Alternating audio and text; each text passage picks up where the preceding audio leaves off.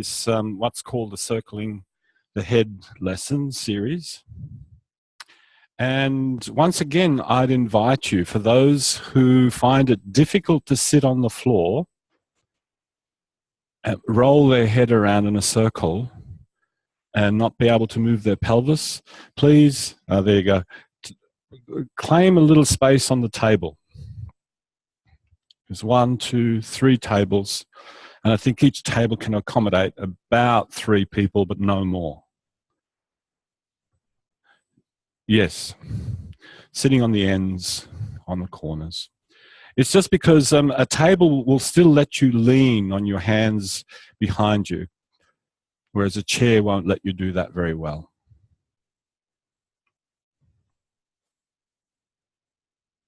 And for the rest of you, could you please sit, have the soles of your feet touching, lean on your hands behind you.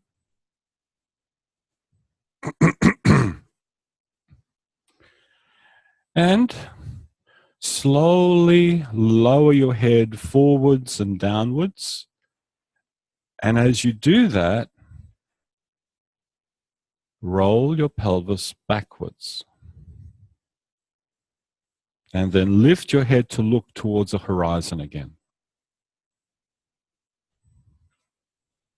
Just do that several times so that you can clearly sense that relationship between head and pelvis.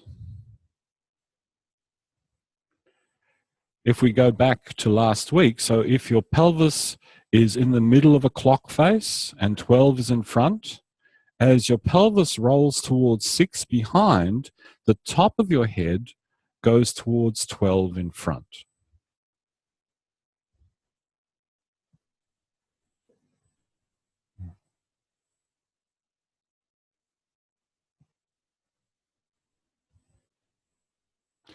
And now reverse that situation. As you raise your face towards the ceiling and the top of your head goes towards 6 behind you, roll your pelvis forwards towards 12.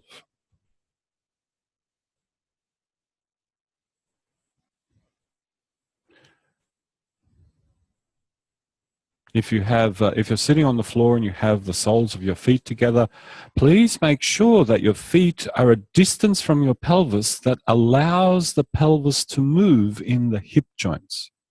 If you get stuck in the hip joints, it's problematic. It will make you stuck in a whole lot of other places.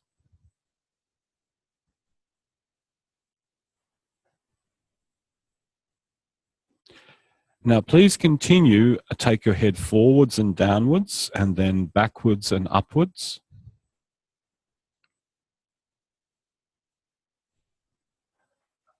Gradually, coordinate that movement of your head more and more with the movement of your pelvis.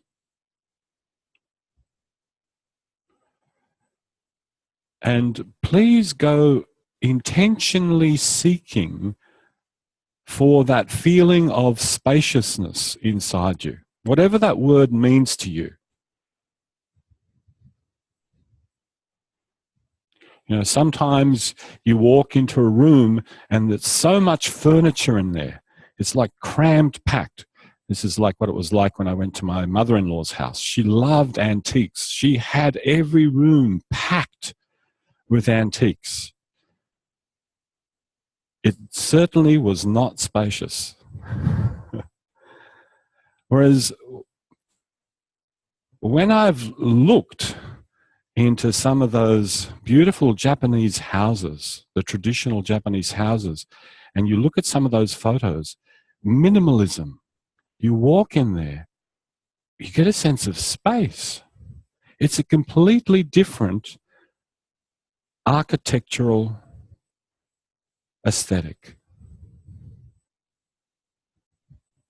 So how do you move yourself from the top of your head to the tip of your tailbone in your pelvis with a sense of internal spaciousness, that nothing feels crammed?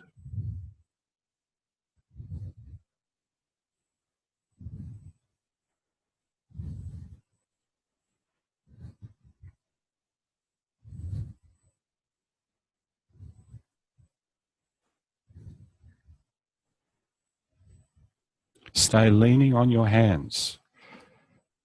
Yes, stay leaning. Yeah, yeah, you know who I'm talking to.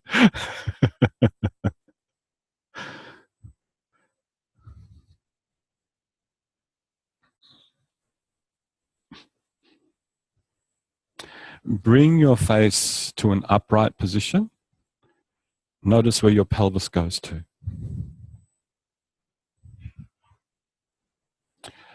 Now, I'll leave this up to you. If you want to start circling your head by first lowering your head, because that's where you feel it makes the most sense, do that. If you want to start circling your head by leaning your head backwards, start there.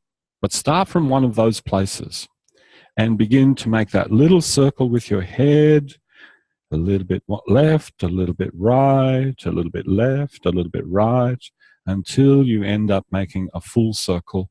And please do not be in a hurry.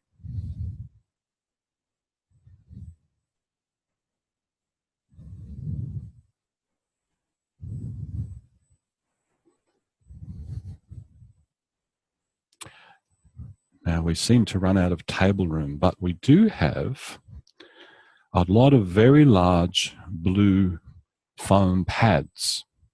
So if you feel that your pelvis could be a little freer, if it was just a little higher, just put up your hand. I'll bring you a big foam pad. Yeah, there's one hand. Good. There's another one. And you can sit yourself on the foam pad. Hello.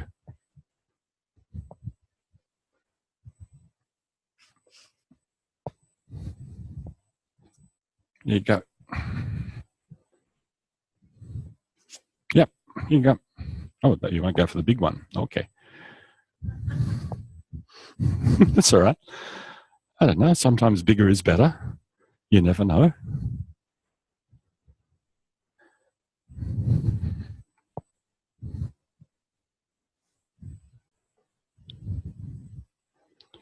And sometimes just that little bit of extra height makes a very big difference. And of course, this is what they've found in the sciences, in complexity theory, chaos theory. A little change might amplify into a very big difference down the track.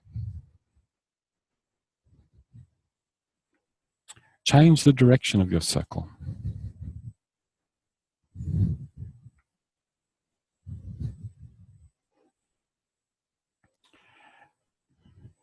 And in your attention, just make a little mental note. When your pelvis is at 12, your top of the head is at, when your pelvis is at 6, the top of your head is heading towards,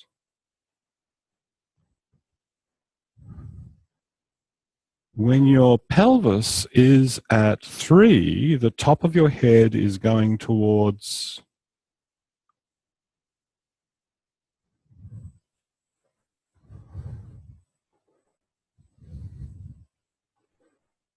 so it seems like in this particular coordination, in this lesson, the top of the head and the pelvis are always at opposing sides of the clock. Would you agree?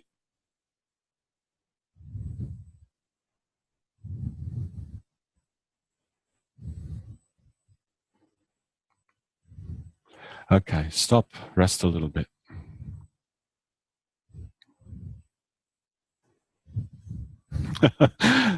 Table fights. All right, MySpace. I think the head would fit quite nicely just there. That's a little bit intimate, isn't it? Yeah.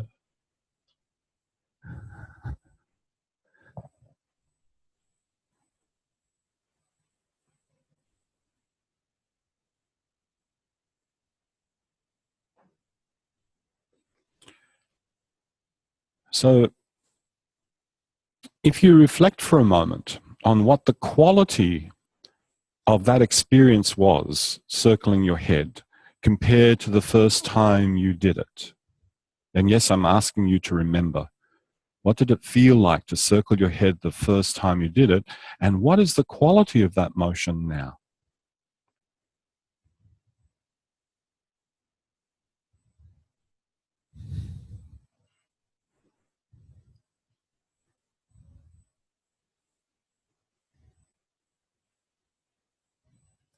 Please roll to one side, come up to sitting. Lean on the floor behind you with your hands. Have the soles of your feet touching. And now, with your face, direct it towards a horizon. And with your eyes, direct it towards a horizon. And remember early on, last week, I said that this is kind of part of our evolutionary heritage, that our structure is organized to be on for our eyes to be on a horizon. So now, keep your eyes open. And here's a very strange request. It's strange because it's very unusual. Wherever your face is facing, look with your eyes in the same direction. So do what you did at the beginning of this lesson. Lower your head and let the lowering of your head take your eyes towards the floor. And then lift your head upwards and backwards and let the lifting of your head take your eyes to look at the ceiling. And do that a few times and get used to that feeling. And you know that the eyes have independence of motion, but just for a little while, play this unusual game that the eyes are being carried in the orbits, in the sockets. Wherever the face is directed, there too go the eyes.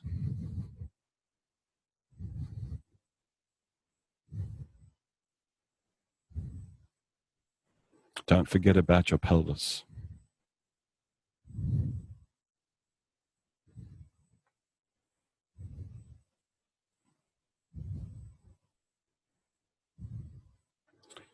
Now stop until you're looking forward of yourself and begin to make a circle with your head and carry your eyes with your head. So wherever your face is facing, that is where your eyes are directed to in the room. Please go slowly and very gently. It's an unusual movement for some of you. For some of you, it might be very familiar.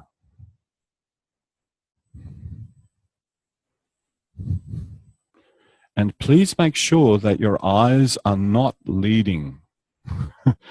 If you catch your eyes flicking from place to place, that is not it.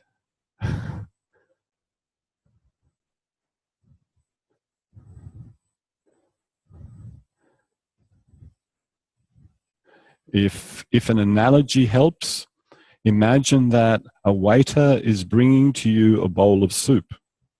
They carry the bowl of soup in their hand and they deliver it to you.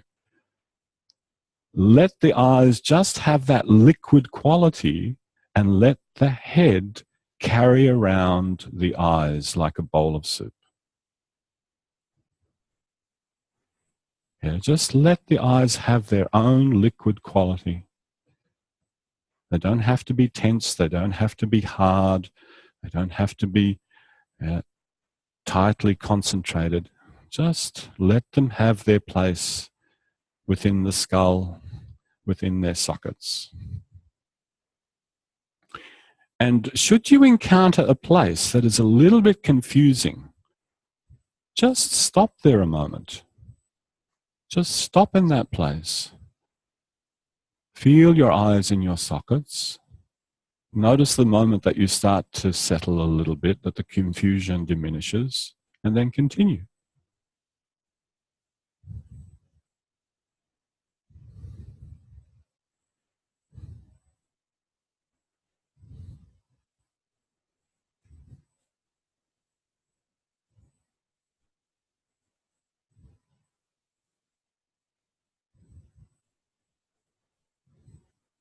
Your eyes are open.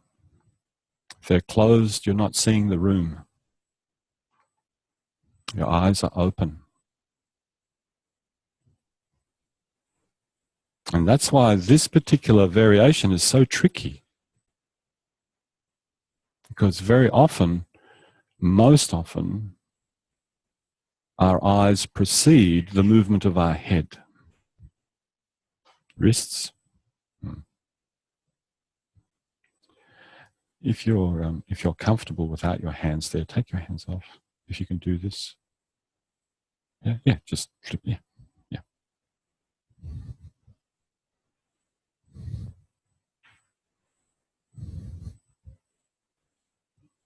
If you haven't changed direction, please change direction.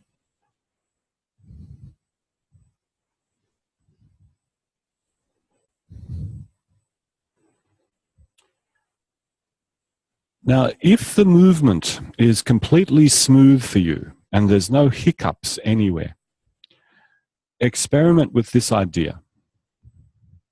At a certain moment in the circle, just think of tensing your eyes and notice what happens to the quality of movement throughout the rest of yourself.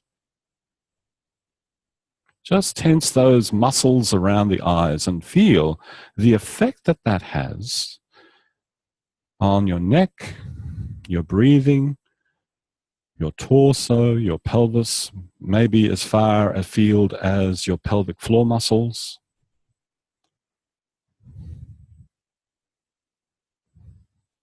And then soften the eyes and continue, and just let the eyes be carried. And you can do that little experiment anytime you like in the circle.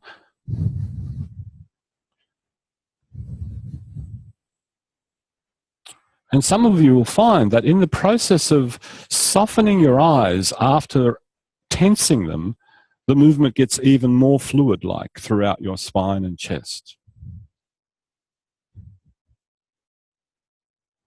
Are your hands behind you?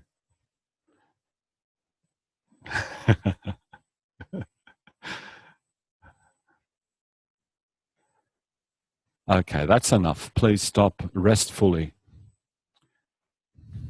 Restfully. Yes, restfully. Rest restfully.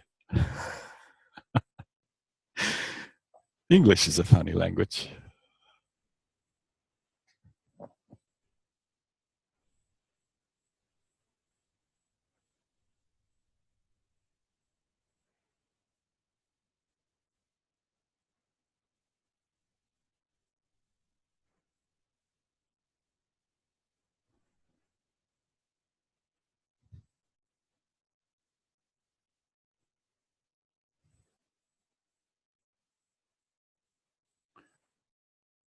If you're lying on your back, stay there. If you're sitting, stay there. Open your eyes.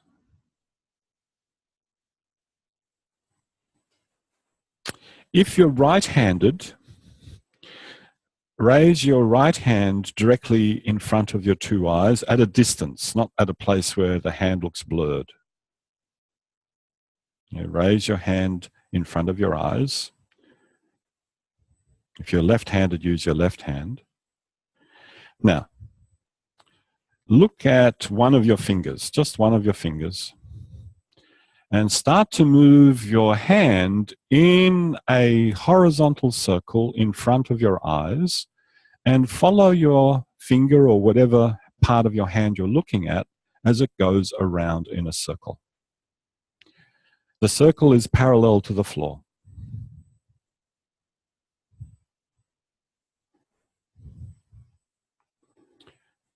Now, are you sure that your hands are circling around in front of your eyes and not above your forehead or your chin or your right cheek or your left cheek?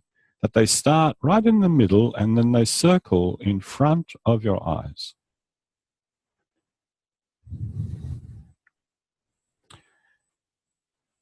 And then pay attention to the movement of your eyes.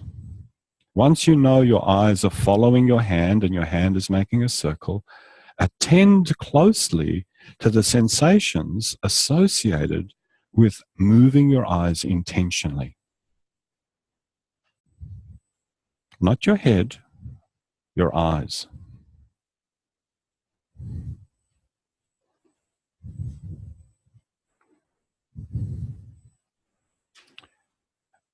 And some of you will notice that when you're tracking your hand like this, the movement of the eyes is really smooth.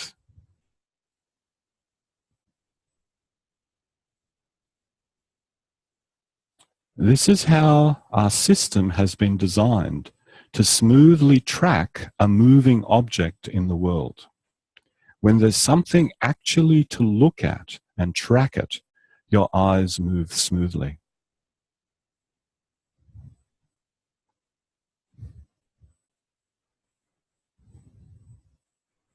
Lower your arm. Pause for a moment. So remember that feeling of the eyes tracking. Please come up to sit. Have the soles of your feet together. Lean on your hands on the floor behind you.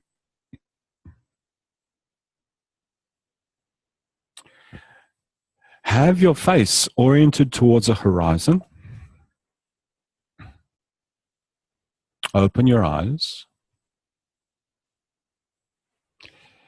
And begin to move your eyes to look to the left of yourself along that imaginary horizon and to the right of yourself along the horizon.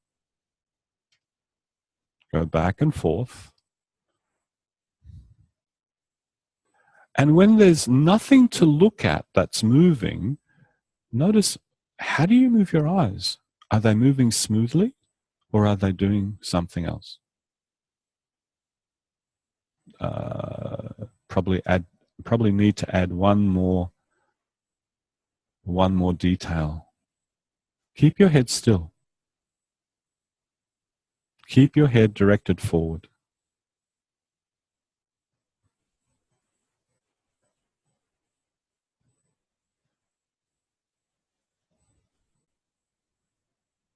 Are you sure that your face is towards a horizon and not a little bit above the horizon or below the horizon?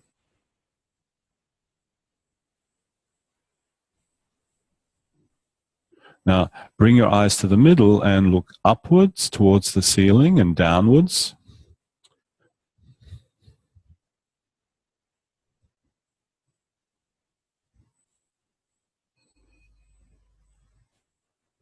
And then bring your eyes to look forwards. And now begin to move your eyes in a circle, as if you have an imaginary hand way, way, way out in front of you somewhere, out there. And follow that imaginary hand as it makes a circle in space. And there will be parts of the circle that are smooth and free and easy to move through, and there'll be parts of the circle that you'll just experience very briefly, your eyes flicking through. They kind of just flick past that part.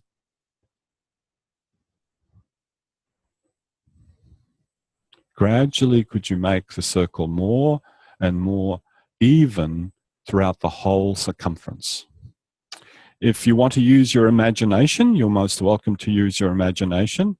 You can imagine that you're looking at the second hand of a clock, and the second hand is going really quickly around the clock face from 12 around to 1, 2, 3, 4, 5, 6, 7, 8, 9, 10, 11, 12. So you can use that imaginary device.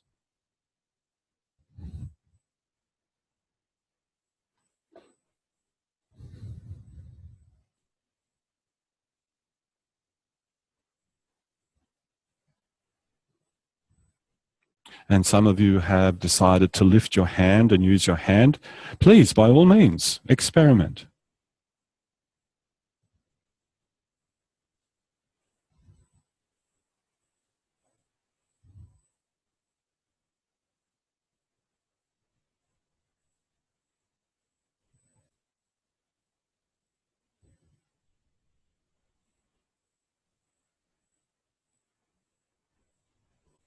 Okay, that's enough. Please rest.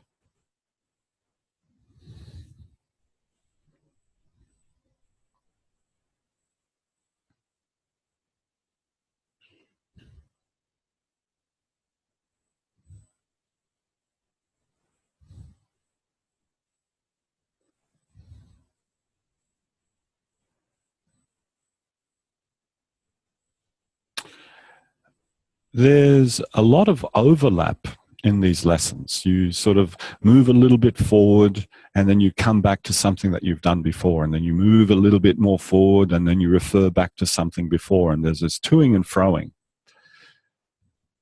which is actually truly a part of the learning process. When we're learning something that new that we've never encountered before, there's a lot of toing and froing, just like that little mouse that I told you about last week, that scoots out, comes back home, scoots out, comes back home.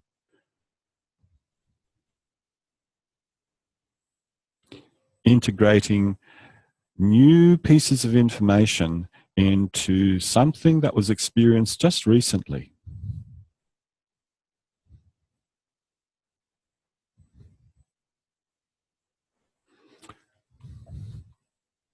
So now, the next part of the lesson, you'll be returning to circling your head. This time, you're going to be leading the movement with your eyes. So far you've circled your head, connected it with your pelvis, with that sense of spaciousness. Then you circled your head, carrying the eyes quietly resting in the head. And then you circled your eyes. And now your eyes will lead your head around in a circle. Please come up to sit and begin to do that.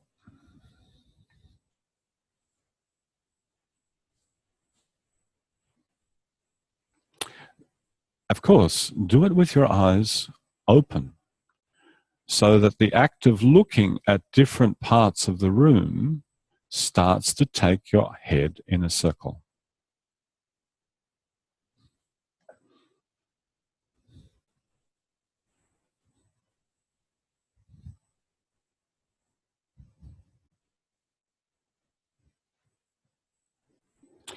And should you become aware that you skip a little portion, that your eyes go around and around, and all of a sudden you're at some place and you realize, oh, I didn't go to that place in the room. Just note that. Make a mental note of that. And the next time you get around to there, slow down. Slow down, slow down, slow down. What are you seeing? What are you seeing? What are you seeing? Is it a pillar? Is it one of those little ornamental sculptural things? Is it a light? Is it one of the signs that Jenny's put up? What are you seeing?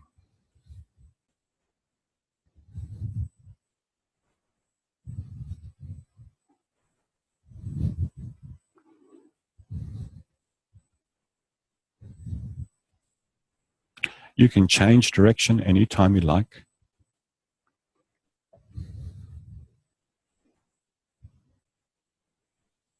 And as you become more and more clear about how the eyes can lead the head, that gives you a little bit of attentional space to shift. Am I rolling my pelvis? Am I still spacious throughout my trunk, my neck?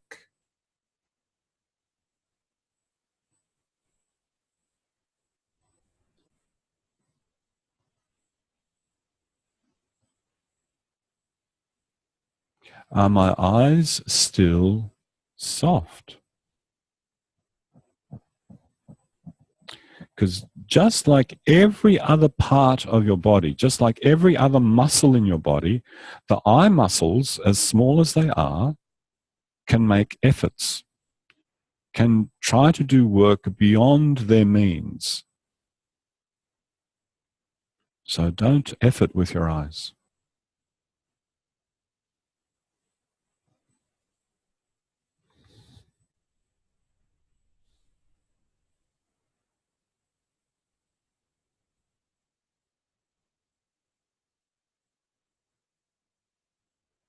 That's enough. Please rest. Refresh yourself a little bit.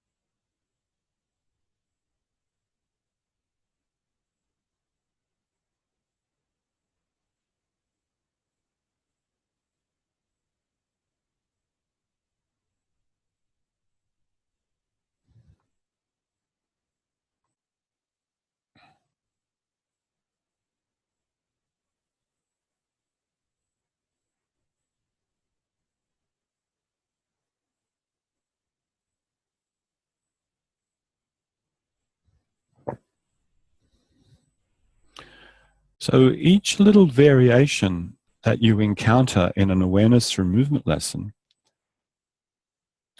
is designed to bring to your attention a different aspect of what you're doing.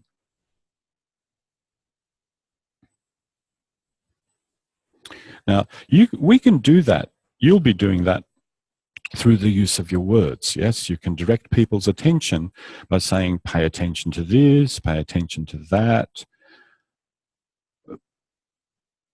And then you can use the different movement variations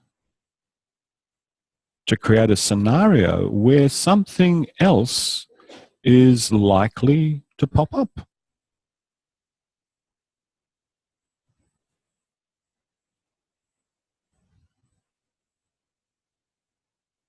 Please roll to one side, come up to sit. And let's now really specifically look at 3 different variations, because I've been talking about them, this particular idea a lot, but let's see what happens. Lean on the floor behind you with your hands and make a circle with your head. It doesn't have to be the largest circle you can make, but just make a circle that's large enough to know that your head is going around in a circle and it's got that little bit of a rolling quality through the neck. That's all.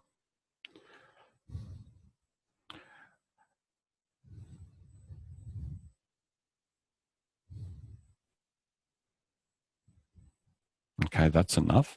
Now shift your hands so that they're directly beside your pelvis, touching the sides of either hip, and now circle your head. Notice what's different. And of course, if your hands were there to start with, nothing's different because they're there where you started from.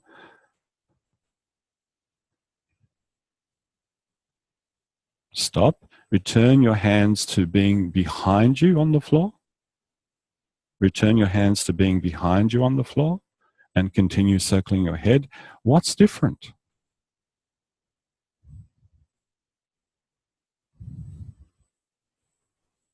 Especially notice, is it easier or more difficult to take your head backwards when your hands are here compared to place your hands beside your hips again, right beside, so that the thumbs are touching the sides of the hips, compared to here? How easy is it to take the head backwards? Now let's try a third variation. Could you please hold your ankles with your hands? No hooking. No hooking. No. Unless you want to, of course. When you're most welcome to hook your fingers. Now, hold your ankles and now circle your head.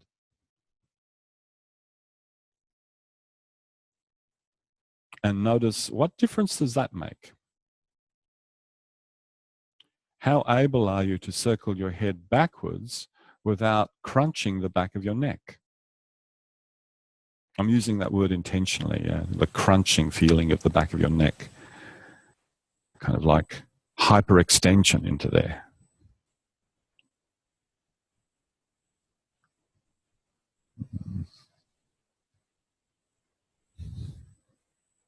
Return to your hands to being behind you. And when you're back there like that, now circle your head again. What's the difference?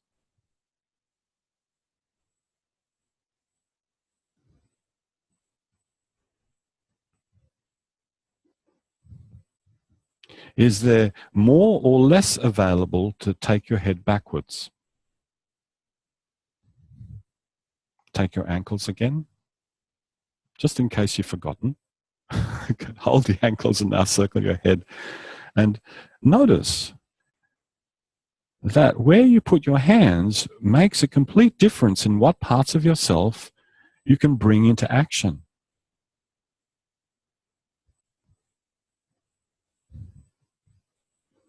Now, some of you are very versatile and you can bring parts of your chest into action to a certain degree, and others are not so versatile.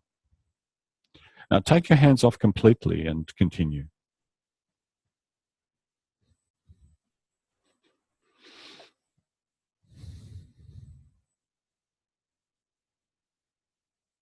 So don't hold your ankles, don't touch the floor, don't lean on your hands at all. And take your head around in a circle.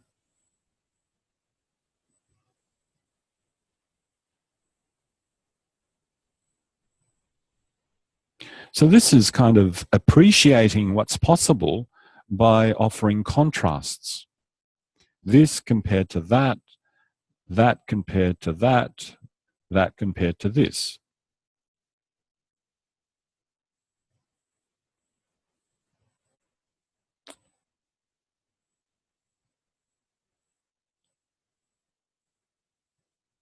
Okay, let that be. Lie on your back.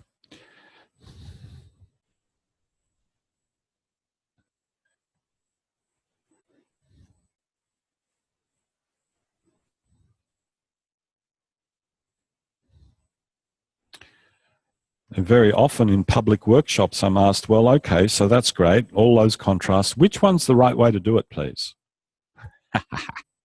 The tricky question. Do you remember the definition I gave you at the beginning of last week for Moshe's definition of correct action?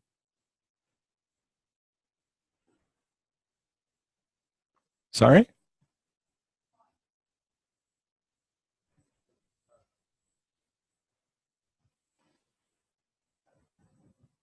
Yeah, you're doing actually what you want to be doing, and you know that you want to be doing it. That's his most definite definition of correct action. And action is correct if you know that you're doing it and you know that you want to be doing it. It's correct. So basically, in each one of those different positions of the hand, you can organize yourself optimally. That's what we're capable of doing. So if you know that that's what you want to explore and that's what you want to be able to do, well, that's how you configure yourself. And it's correct.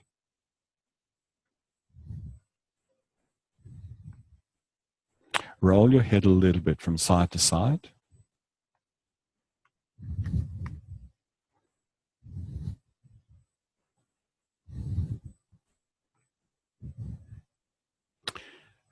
And then stop, roll to one side, come up to standing.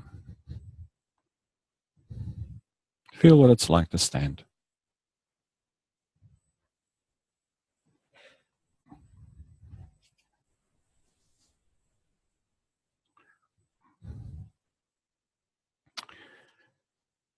And now intentionally use your eyes to find someone to pair up with.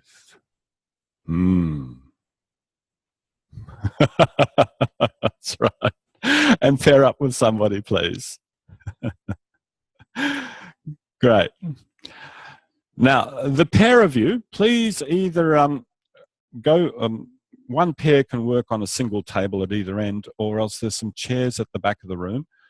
So please find a chair to sit on or a table. One of you will be sitting on the table. One of you will be